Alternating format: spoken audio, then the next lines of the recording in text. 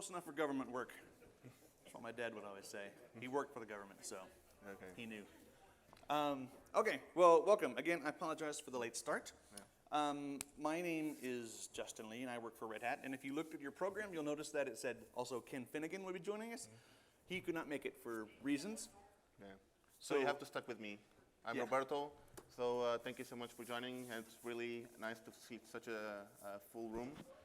And it's interesting because it means that most of you are interested in Quarkus. So we hope that we make a good presentation to you. And hopefully, when you get out of the room, you'll go out, download Quarkus if you're not downloaded yet, and start using it. How many of you were in the keynote this morning? Awesome. That was an amazing demo and slightly intimidating because ours is not quite so cool. But it was fun to watch, right?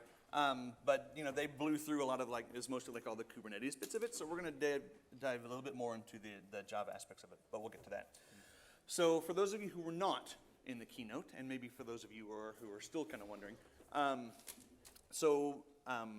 Quarkus is it's an open source stack to write Java apps. We like to call it an opinionated framework. Typically, when you write like your normal Java microservice or application, you can kind of handpick like I like this library, I like that library, and you kind of put them all together, and it just kind of works. In Quarkus, we have kind of made those choices for you to a large degree, and we'll go into why a little bit later. So we're very opinionated about like what technologies go into the mix, but that then leaves you free to actually write your applications because ultimately, you know, whatever your REST library provider is, it kind of doesn't matter. Once you update your POM, it all kind of looks the same in code.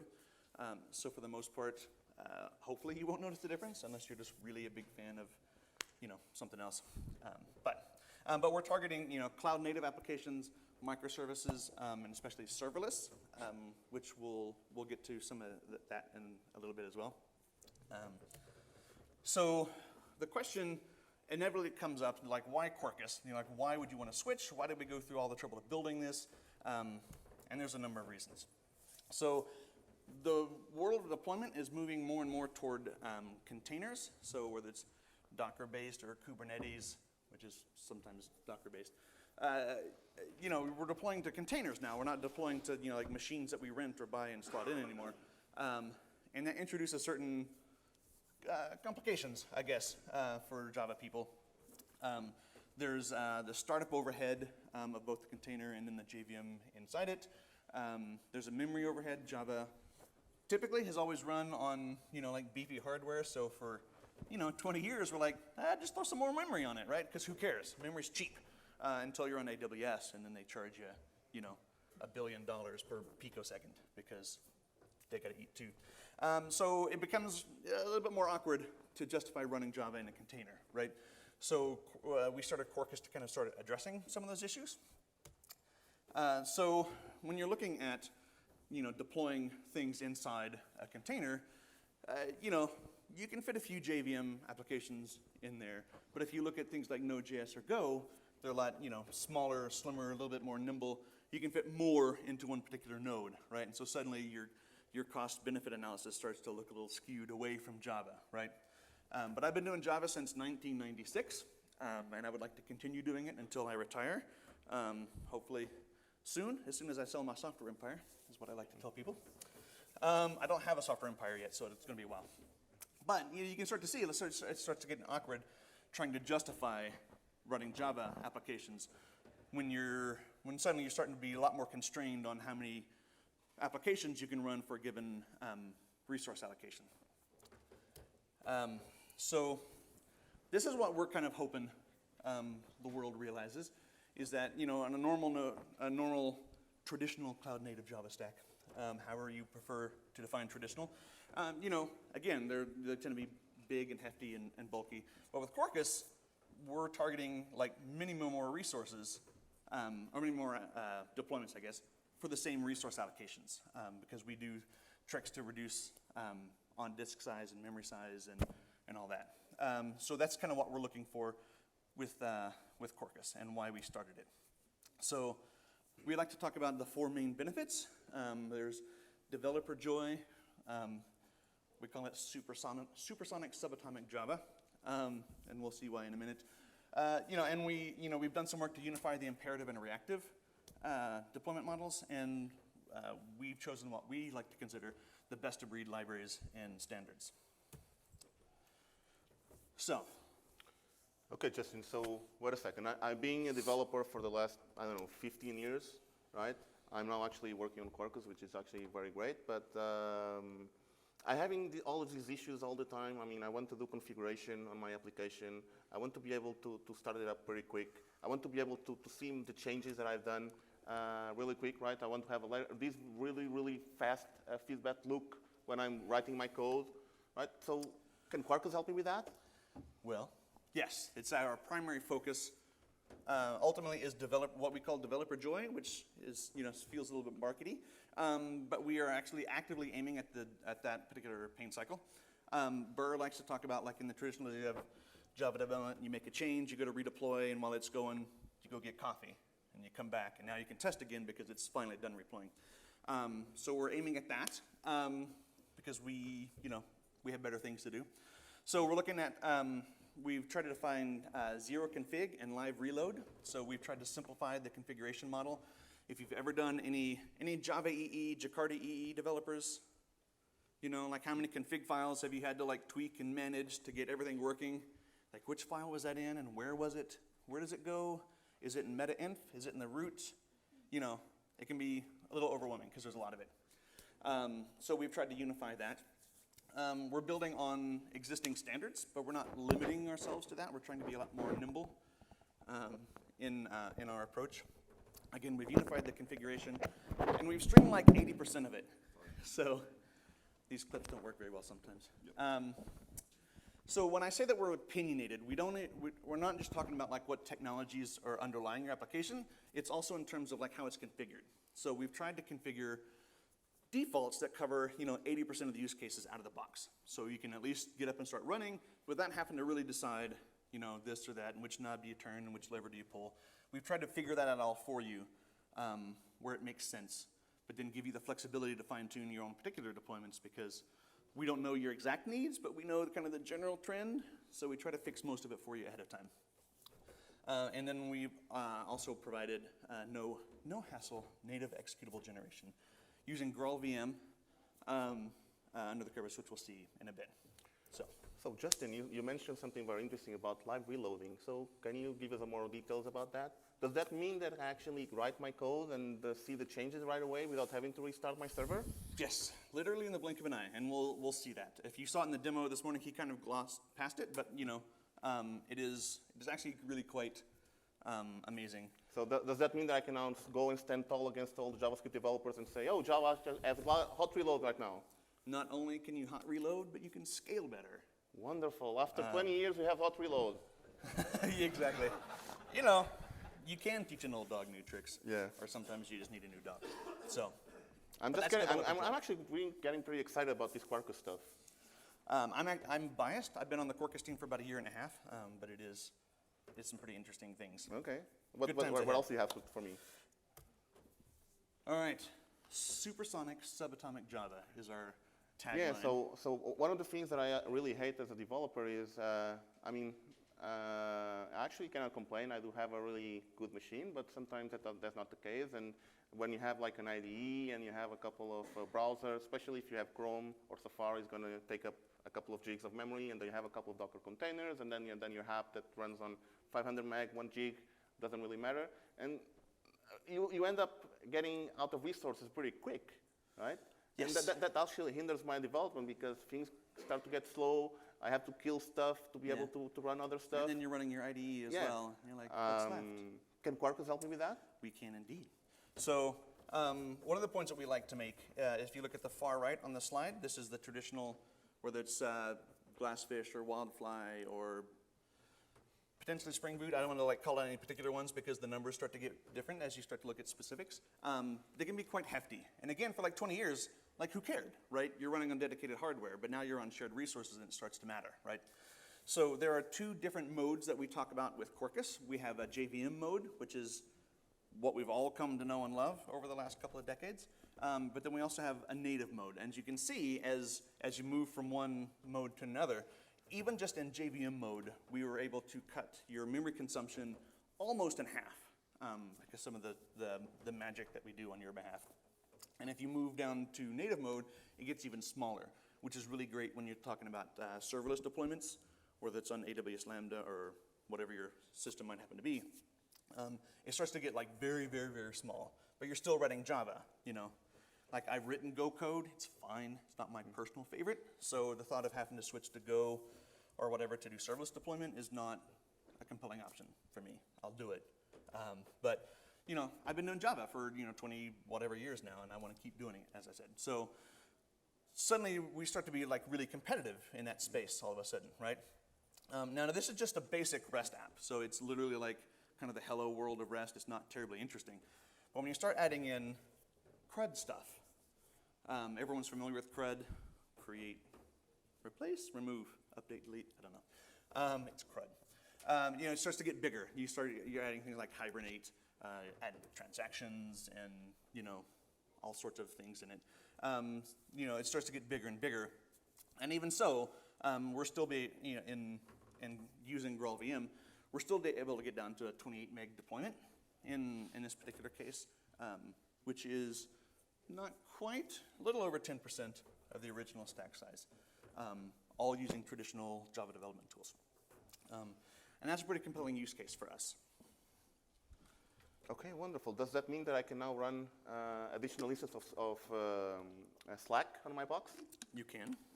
You can. And yeah, and like we mentioned earlier, the startup time is amazing fast. Everyone noticed the startup times in Burr's demo this morning? Even in JVM mode, it's like it pops up in like a second. You kind of lost it in a little bit because deploying to the Kubernetes cluster, there's always that Kubernetes overhead that gets, you know, there's too much noise to see the signal sometimes. But on my laptop, for example, we're literally getting, you know, sub-second startup times, 10 milliseconds in some cases in native mode, and this is all doing Java development. So the turnaround time for your, you know, test reload cycle starts to get really, really, really fast, which may or may not be a good thing for you, but I enjoy it. And these are times to first responses. You'll notice the gray bar. So traditionally when your Java application starts up, it has to go through all the JVM startup and everything. So your time to first response starts to get different. And it's a little bit different concern than memory, because obviously memory costs you money as well, but the longer you take to start serving requests, especially if you're in like an auto-scaling situation like on AWS, or if you're on a Kubernetes or whatever and you're spinning up new pods, if it takes 10 seconds to start serving requests, the auto-scaling is sort of helpful, but it could be better. So using Quarkus, even in JVM mode, you can see we're starting up in 2 seconds, time to first response. From the time the application starts, the pod spins up, whatever. We can start serving requests really, really rapidly. Okay, Justin, so right now you mentioned about hot reloading, fast memory startups, less memory usage. This is really starting to look very nice, right? But now, I mean, I'm developing all these new applications using reactive stuff, right? And how am I going to do that? So can Quarkus help me with reactive stuff as well? Yes. How many of you are writing reactive applications today? How many of you have looked at it and realized like you kind of have to rewrite a bunch of stuff to make it reactive? And you're like, yeah. And so traditionally you kind of have to make a choice up front about which way you're going to go. You can kind of work around it in different ways, but it takes a little bit of work for you. So what we've done is we've tried to unify that model so you can actually have imperative and reactive REST endpoints, for example, in the same application, and we take care of all the plumbing for you. So you can just write, you return your publisher, your stream, kind of whatever, or your JSON payload, and you just write your application, and you don't have to worry about like, well, which paradigm am I working on, because we literally will wire it up for you, so you don't have to think about it. So you can use whichever technology fits your purpose. We'll show in our demo later, we actually use some reactive stuff to push events around. I'm not sure what Burr was using, but I'm pretty sure a lot of that was reactive because there was all those balloons hopping around. That was a fun demo. Indeed. Not as fun as ours, but... Ours is awesome. I don't want to undersell it, but it is. Okay, awesome. Justin, so I'm almost sold out on that. So almost. basically, you're giving me something that auto reload, less memory usage. I'm able to write my normal application as a reactive application. But I mean, I'm an old developer. I have a small kid now. I cannot write code until 4 a.m. like I used to. You don't want to stay up all night. Yeah, I don't want to stay all night. I don't want to have to relearn like a new technology, a new framework all the time. Because I just don't have any time for it. Nobody does. And it's just not that so if you interesting. come to me and say, oh, this is awesome, you have this awesome technology, but I have to relearn all a bunch of things, it's going to be hard for me, especially if you have also big teams where they have to also relearn all that stuff, right? It's a hard sell, yes. So, you know, I keep coming back to the whole opinionated, and we've chosen it for you, and that can be a little off-putting. But, you know, we've chosen technologies that you guys probably are already using. How many of you use Hibernate? Yeah, okay. Rest Easy? JaxRS? JaxRS? Yeah. Rest Easy is our JaxRS implementation. Kafka? Hands? Yeah. So like we've integrated all that for you. And Camel? Oh yeah, Camel? How many Camel users? We have so many Camel extensions in Quarkus. It's a little overwhelming. But these are the things that we've chosen for you, you know, so they're not like new technologies. And it's actually one of the harder things for me personally when I go to talk about Quarkus is, like, it's a new framework. Like, what do you have to learn? Like, everything you've already been using. And, like, that's a really short presentation, right? Like, if you've already been using Hibernate, there's nothing, well, with one caveat. There's really nothing new to learn because you've used Hibernate. You just keep using Hibernate. We'll just wire it in for you, right? So we've chosen these kind of best-of-breed libraries and kind of wire them together in a way that makes sense, that you can just sit down and start running your application. You don't have to worry about choosing, you know, is it Hibernate versus Eclipse Link? Is it Rest Easy versus Jersey? Is it, you know, all these kind of decisions that are ultimately kind of boring, you know, because once you choose it, you're like, you don't really think about it anymore. You just go write your code. So we've done that for you. Hopefully that's what you want. If not, Quarkus may not be for you. But most of you are using like Hibernate, for example, anyways. So just me, are you telling me that I code. can actually come tomorrow and I start developing, or even after the session, I can go and write a Quarkus application with the knowledge that I currently have? Yes, we like to joke that if you've been using any of these technologies, you already have 5 years of Quarkus experience, 7, 10 years, you know, because it's literally everything you've already been doing. We just kind of do some magic underneath the covers for you. Wonderful. And that's pretty low barrier to entry, right? Can I go out and start developing Quarkus right now? Okay. You can do it right now. Well, maybe after. We're going to show it as part of this demo, but we have archetypes, extensions, Maven plugins, whatever, that will actually generate projects for you, and we can even take an existing project and Quarkify it for you. I've been looking for a verb for that for a while, and Quarkify doesn't feel quite right. But we can update an existing POM to get you started on Quarkus. So if you even have an existing application, we can help kind of smooth over some of that transition so you can try it out pretty easily. So how does it all work, right? That's the more interesting bits. You know, like we can promise a lot, but what's really actually happening underneath the covers?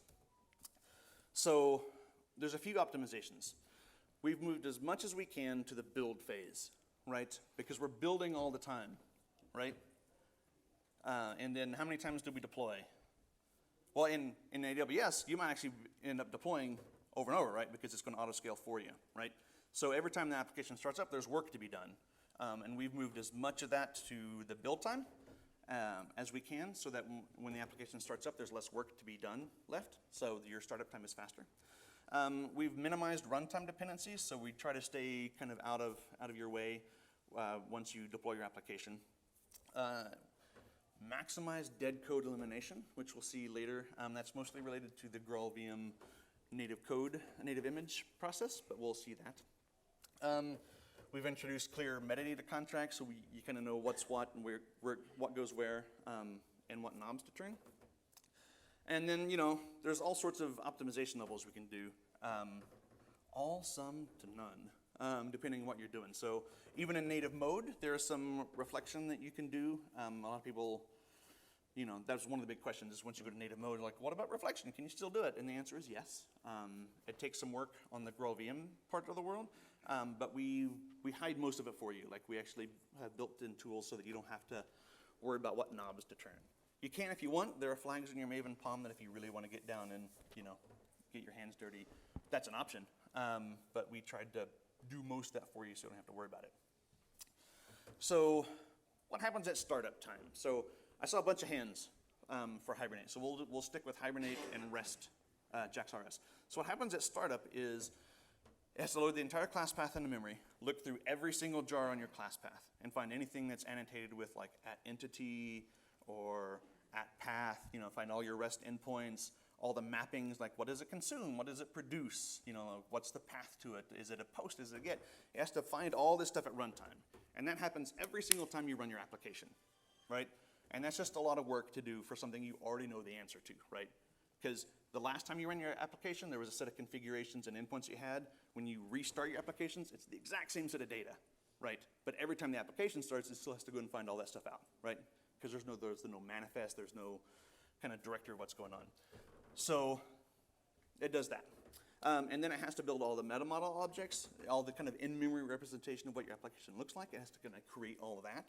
And then it has to go around and wire it all in, especially if you're doing like CDI and injection, it has to go find all those endpoints and it has to use reflection to start stuffing things in every single time you start up your application. And it's just a lot of work. I wanted to add a slide in, but I wasn't sure if it would be suitable. See all those infomercial spots late at night where they're always trying to do like simple household things and always like goes poorly for them, Like there's one where the guy's trying to open a jar and like stuff flies all over his head because opening a jar is hard. I wasn't sure if it would go over, so I didn't. So Justin, but I think about that every time. So Justin, explain me something if I got this straight.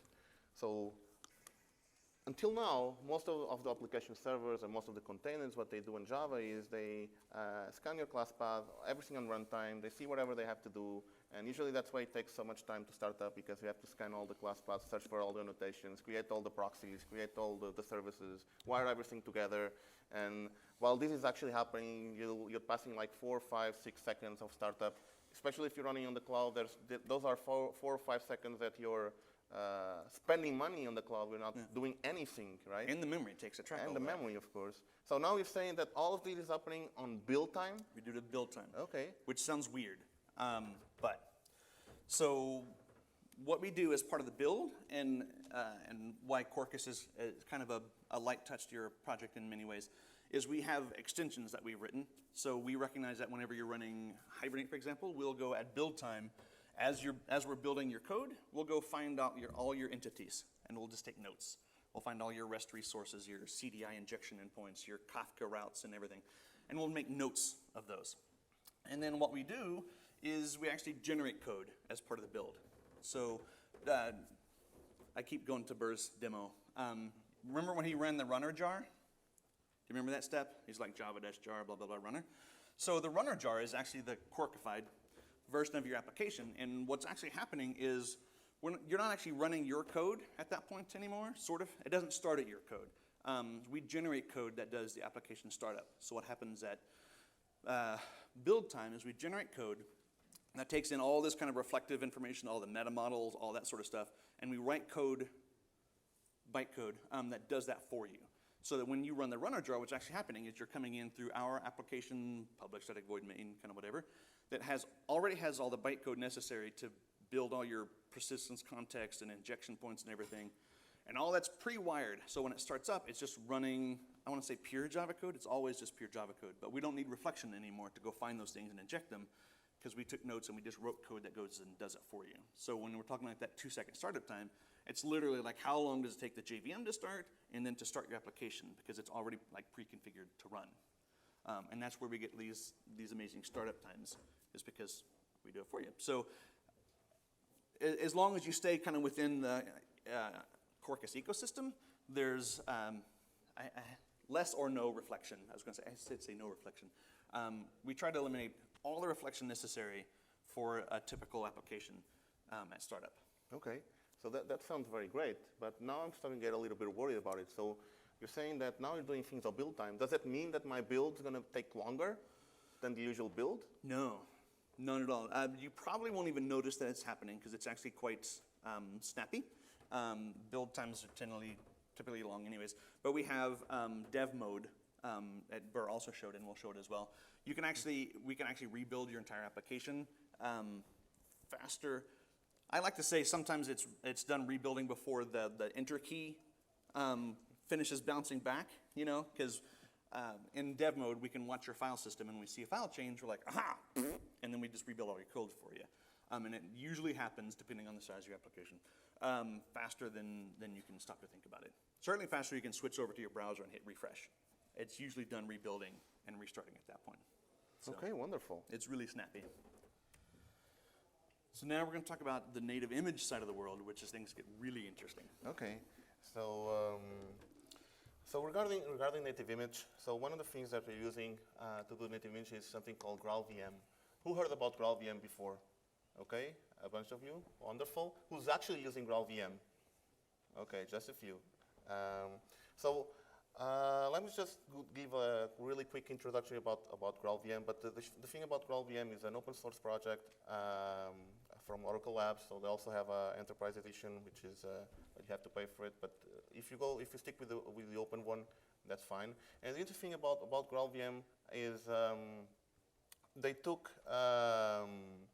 some of the new specs that they built for JVM compiler, and they actually wrote another Java compiler inside of the GraalvM, which is called the Graal compiler. So there is a bit sometimes a confusion because there is a GraalvM project and there is a Graal compiler, and not only they added like capabilities to run other languages like R, Ruby,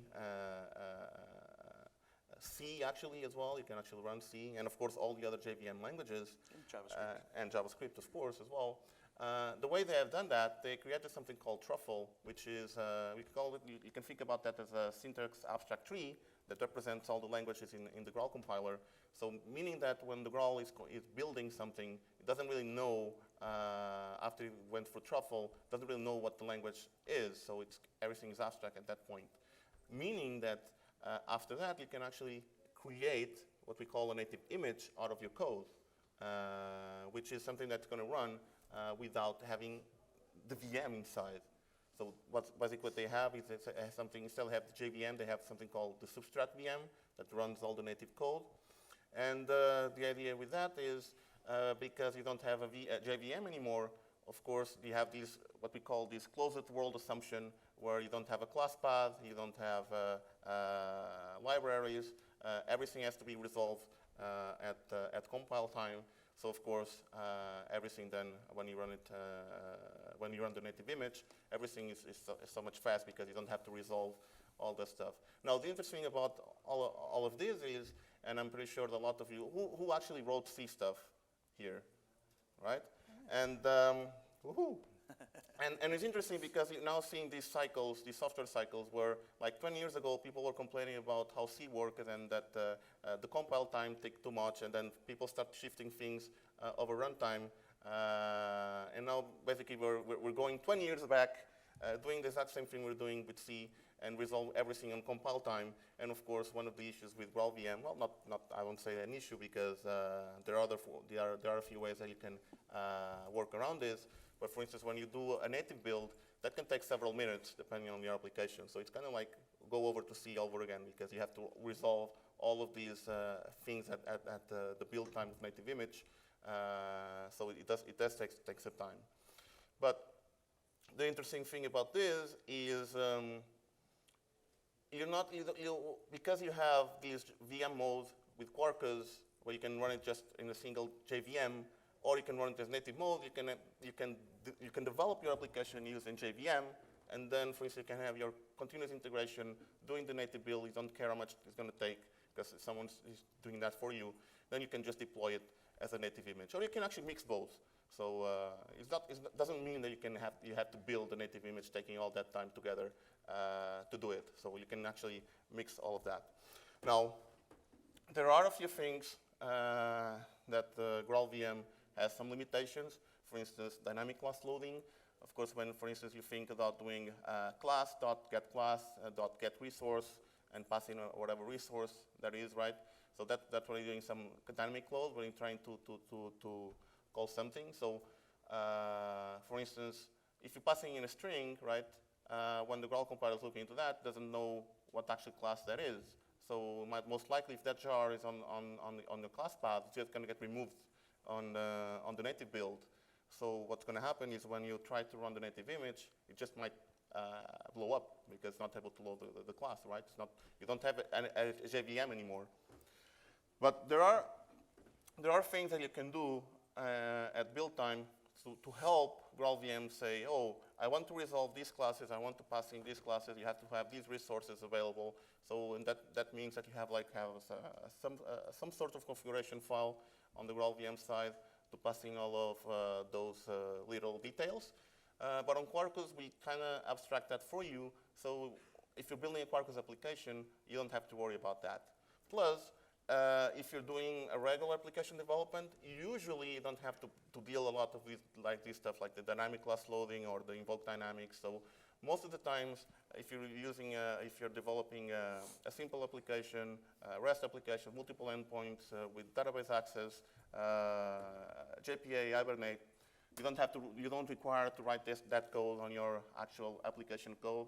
So you're mostly fine, unless you're doing libraries, and that's another matter.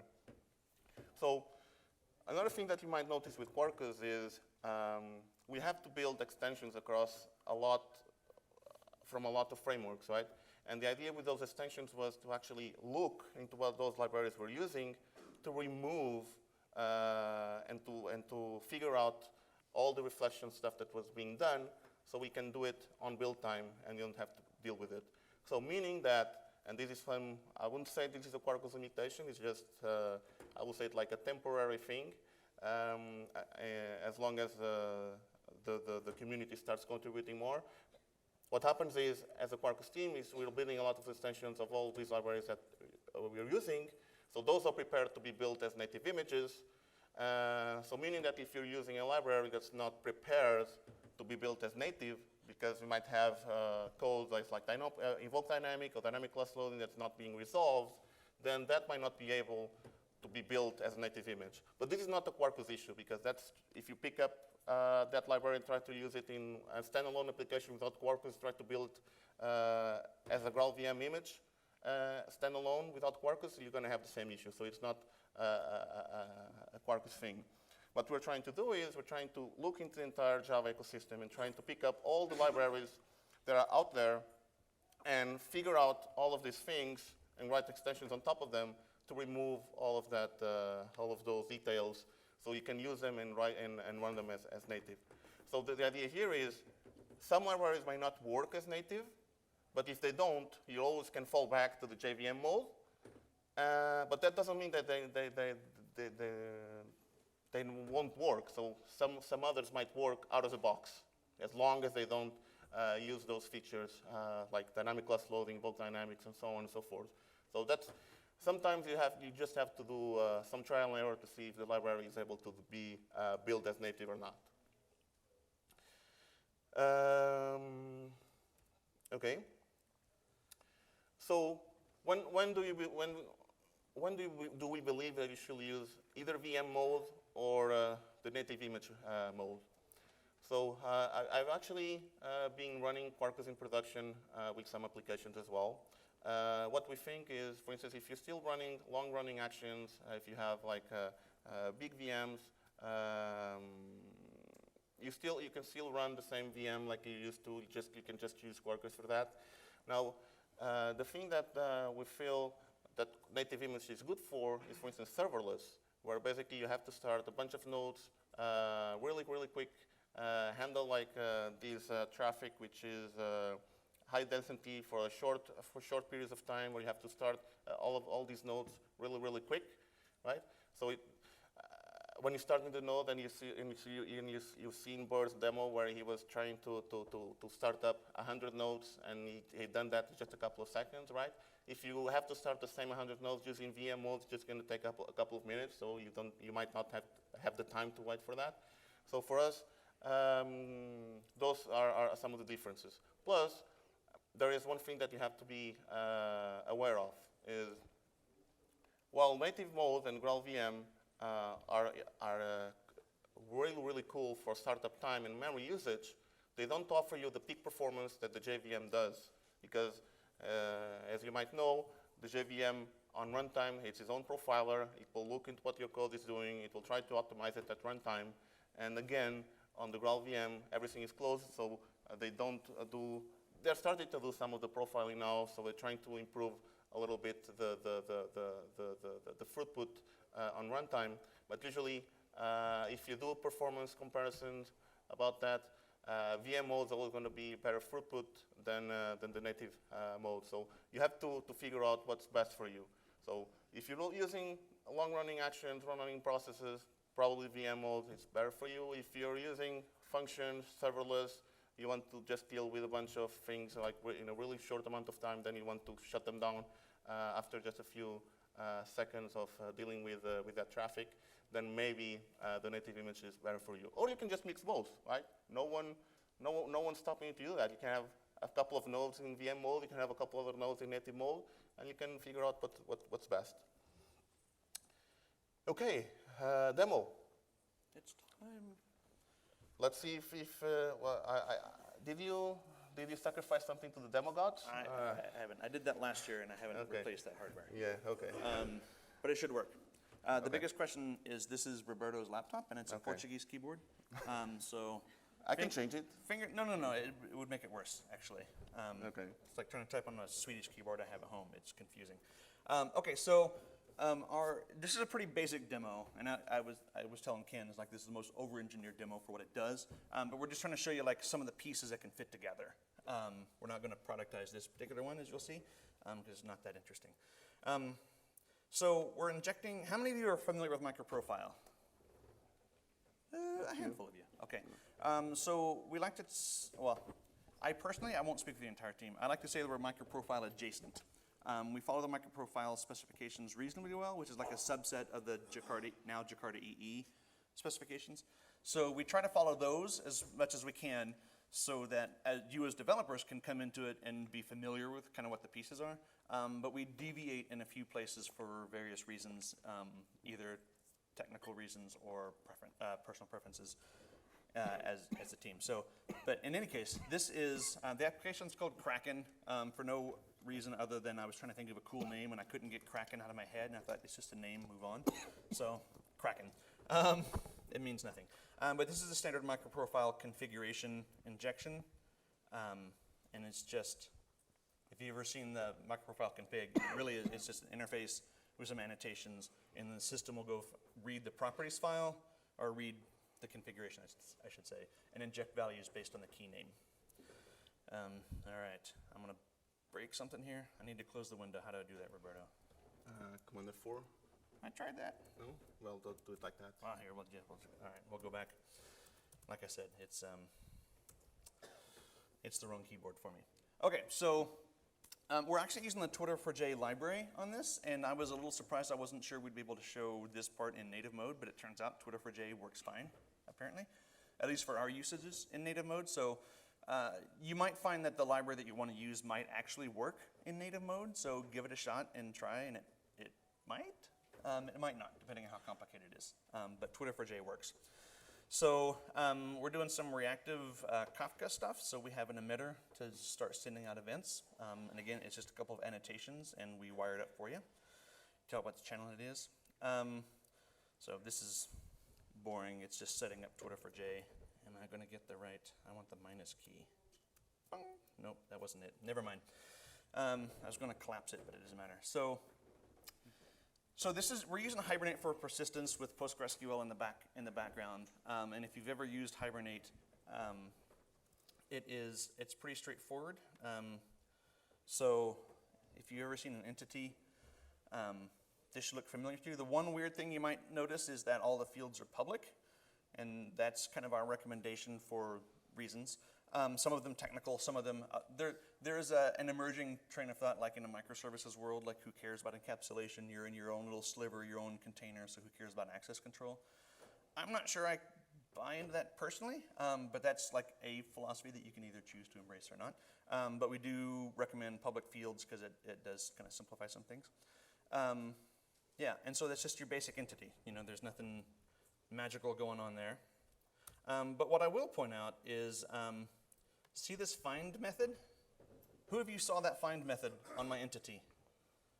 I shouldn't see any hands because it wasn't there, right?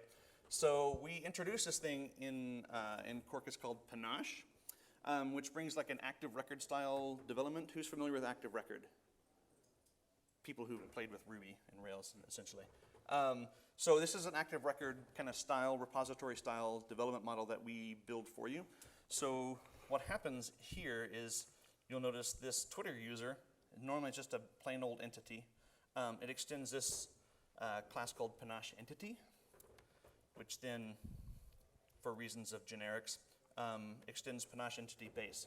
Now here you'll see a whole bunch of methods, and this is I think this might be the decompiled version, not the actual source. So there's a whole bunch of methods defined on this. So what happens at build time is we will go in and generate these methods on your entity, so that when you go in to write your code, you can say Twitter user.find, and then you can give it, we're going to query by handle, which is a field on the Twitter user, and you pass it the value, and you pass it the first result. So you get all these methods on your entity beans, and entity beans, I'm old, if you want them that way. They're not called beans anymore. EGBs are bad. So you can opt in to having these methods attached to your entity, and then you can use code completion to say, what can I find? I can list them all, I can delete them, I can query by this or that. You can do more complex queries than this if you want. This is just a very simple query, but they're all attached. There's another option. You can go with a repository where you have like a separate, a Twitter user repository, and it extends panache repository, I think. So if you prefer your your data access layer separated from your entity, you can still go that route, and we'll generate the same suite of methods for you. But then you get all these kind of nice helper methods generated for you, and you don't have to start writing all these basic queries every time you add a new entity, for example. So that's panache. And so on this, there's two parts to this world. In this world, we're literally just taking users' Twitter handles, and we're stuffing them in a database, and then we're firing them off on a Kafka queue for events. And this is some cheating stuff. Yeah, so that's the first half of our demo. And now Roberto can show you the other half. Okay, so let's go over here and start and boot up some stuff. So one of the things that we have over here is, so we have, of course, a Docker compose file, and we're running here a database on Postgres, Zookeeper for Kafka, and then Kafka itself. So the idea is that, like Justin was saying, we'll just read some Twitter handles, some Twitter users, query the API to grab some more information, push that information to the database, and push also the Twitter user to a Kafka stream that's going to be consumed by some other microservice. So in here we also have these other microservices, we call it maps. And if you look into the REST endpoint that we have over here, it's just only have maybe 10 lines of code. It probably has more imports than 10 lines of code. And what we're going over here is we're just injecting a publisher that's going to read the stuff from the Kafka stream, and then going to expose that stream over server-side events. So a web browser can consume those and do something with them. So the idea of the demo is we pick up some of the Twitter users. So actually the ones that we use are the speakers from the conference. We go to the Twitter API, we retrieve their location, and then we query Google API and the geolocation API to just pretty much put markers on a Google Maps map to say where the speakers are coming from. So that's the demo that we want to show, hopefully.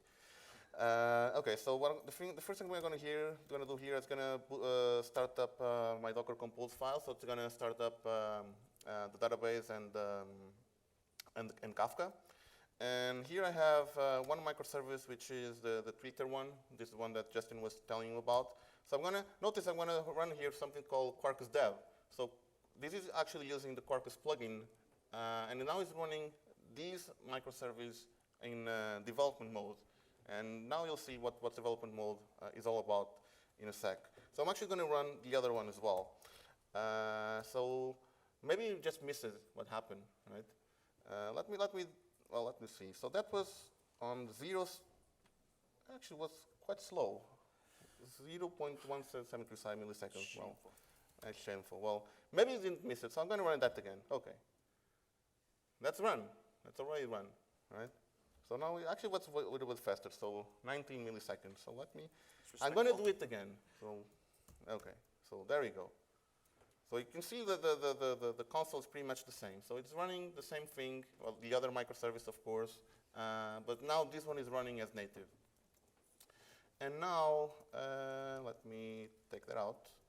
And if I go here to my browser, I have here Google Maps. So let me remove that one. Well, increase that a little bit. And now I'm going to call here an endpoint to load the speakers. So hopefully now you'll see, you get the markers being put down on the map, and you'll see that, so that's one of the speakers, Martin Mulders, that's me. Let's see if I can find Justin, that's Ray, that's Burr. You should be around here. There's a number of us from New York. So. Yeah, there's a oh, there you go. There I am. There you are. So what we did just here was I just called that endpoint that's loading the speakers handles from a CSV file, querying the Twitter API, pushing things to the Kafka stream. Kafka stream is pushing to the other microservice. That microservice pushes stuff as a server-side event to the Google Maps, and then Google Maps will just read that and will just showcase. And you're still seeing ping points showing up all the time. This is not being slow. It's just that we put a small delay on all events, especially because the Google API has some rate limiting. So if we push everything at the same time, they'll just shut us down unless we pay them a lot of money, which we don't have. Not until we sell this, yeah. And then we're going to retire. Then we're going to retire. That's right. It's going to be amazing. Okay, so let me try to do some interesting things around here. I should have changed that. Well, okay, so let me refresh this. So now I have an empty map. We actually put here another endpoint. So I don't have to clear. Where I can actually post a Twitter handle to my REST endpoint. It's going to pick up and do the same instead of loading from the CSV. The idea is actually for us to put that on the cloud so you can actually do that from the audience, but we ran out of time, we couldn't do that. So if I run that one, I got a 404. That's weird. Let's see what's wrong with this.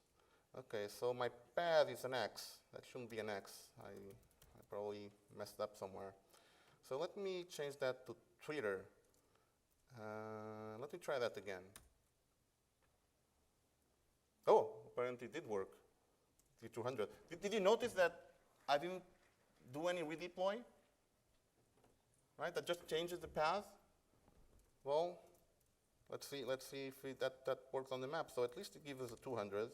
I think we have some kind of a bug here on the map and it doesn't show up.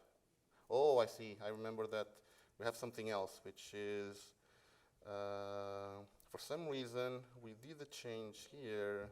What is it? Okay, that handle, it's actually putting things on the database. If that's already on the database, which you were, because you were on the list, then we're not going to send the event. So I'm going to remove that piece. So it means that we send the handle, it's going to try to find on the database, we're just going to ignore that, and we're just going to send the event again. Okay, so hopefully that should work. So let's do the post again. Okay, so you got 200. Let's go here on the map. There you go. There I am. Now it works. Now you notice that I just made changes on the code without even actually having to restart the server. Now I can just basically do whatever I want. If I want to create a new endpoint, I can. If I want to change endpoint names, I can. If I want to actually create new database columns, I can as well. So now you're not limited by doing changes and having to stop the server and restart the server all the time. You can just code and see the changes right away, which is great, right? So that's why I run that as the Quarkus dev, so run it in development mode. And you see how fast it was, right? So I made the change, I called the curl again, and it was, in 1 second was 404, and I was like, well, 200. Yes, sir?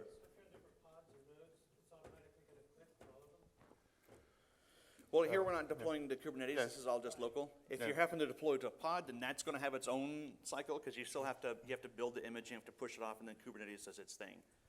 Yeah. So you'd have to add that to your cycle. So dev mode is strictly for like local stuff. Once you move to Kubernetes, it starts to get more complicated in general. Yeah. Yeah. But I mean, yeah. So now you have something here that it's way more interesting to develop from. And if you look into the code, you see that probably. Do you recognize this code? Is that familiar code, right? So we didn't change dramatically the way that you write code. You still can be doing the same things you've been doing for the last 10 years and do it the same way, but now have other benefits on top of this, like the dev mode, the native image one. And how many Spring users do we actually have here? Of course. Yeah. So we actually haven't prepared the demo for that, but now think about this for a second. If we do everything at build time, right, we can actually do a lot of crazy things. So one of the things that we have is we have a Spring extension where it can actually allow you to build your code using Spring, with the Spring annotations. And what we do is, on build time, we look into the Spring annotations code, and we'll just generate whatever code we need to replicate what's happening on Spring. So we could show you a demo. We haven't write this, but we have a Spring extension that does that. So even if you're coming from the Spring background, you don't have to relearn the JAX-RS stuff or, Spring does support JPA and Hibernate, but you don't have to relearn all the microprofile stuff. You'll be able to use things like Spring MVC or Spring Webflow and use those annotations to expose your REST endpoints like we do in Spring and run them on Quarkus. And you don't have to use those annotations as well.